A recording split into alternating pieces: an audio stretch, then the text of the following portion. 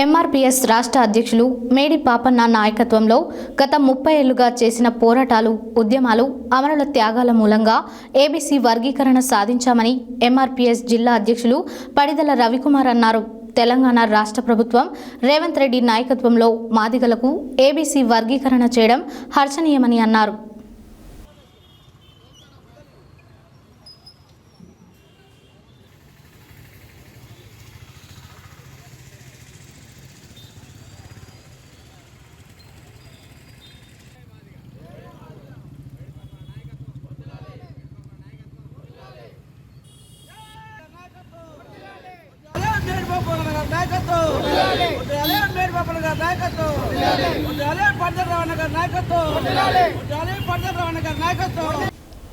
MRPS రాష్ట్ర అధ్యక్షులు మేడి పాపన్న నాయకత్వంలో గత 30 ఏళ్లుగా చేసిన పోరాటాలు, ఉద్యమాలు, అమరుల త్యాగాల మూలంగా ఏబీసీ వర్గీకరణ సాధించామని ఎంఆర్పీఎస్ జిల్లా అధ్యక్షులు పడిదల రవికుమార్ అన్నారు.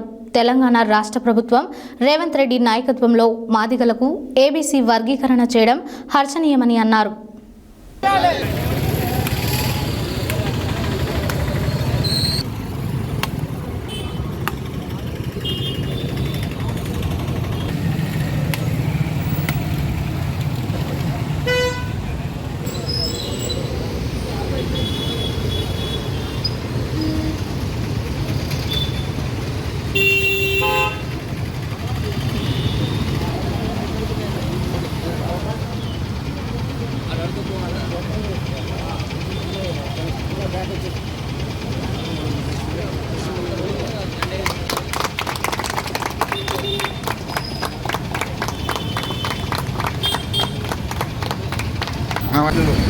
మరి ఎంఆర్పీఎస్ ఆవిర్భావ దినోత్సవం చేసుకోవడం జరుగుతుంది.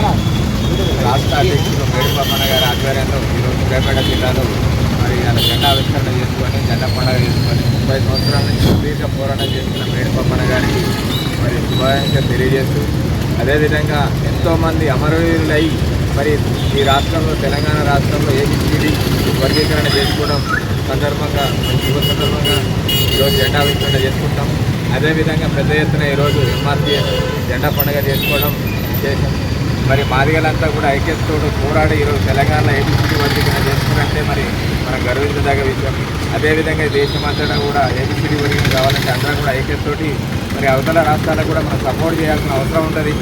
మరి ఎన్నో పోరాటాల తర్వాత ఈరోజు ఈ 2025న మనకి ఏబీసీడీ వర్గీకరణ అయినందువలన మరి మనకు రేపు రాజకీయం కానీ, ఉద్యోగపరం కానీ, వ్యాపారపరం కానీ ఏబీసీడీ వర్గీకరణ మరి ఎవరైతే జనాభా ప్రాతినిధ్యం ప్రకారం ఎక్కువైతే ఉంటారో వాళ్ళకి ఎక్కువ లాభం జరిగే విధంగా ఉంటుంది. దానికే అనుగుణంగా ఉండాలని చెప్పేసి మనం ఏబీసీడీ వర్గీకరణ కోసం ఎంతో పోరాటం చేయడం జరిగింది.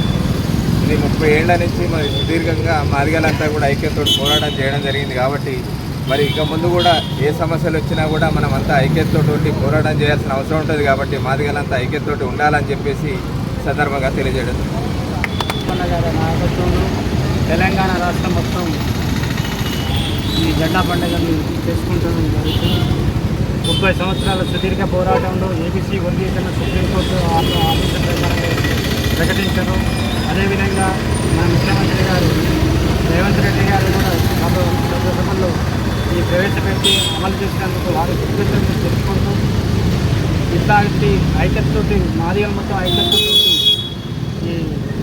ఈ రాబోయే ఎలక్షన్లలో కానీ ఇతరత్ర కార్యక్రమాల్లో పాల్గొని విజయవంతం చేయాలని మనస్ఫూర్తిగా కోరుకుంటూ సెలవు.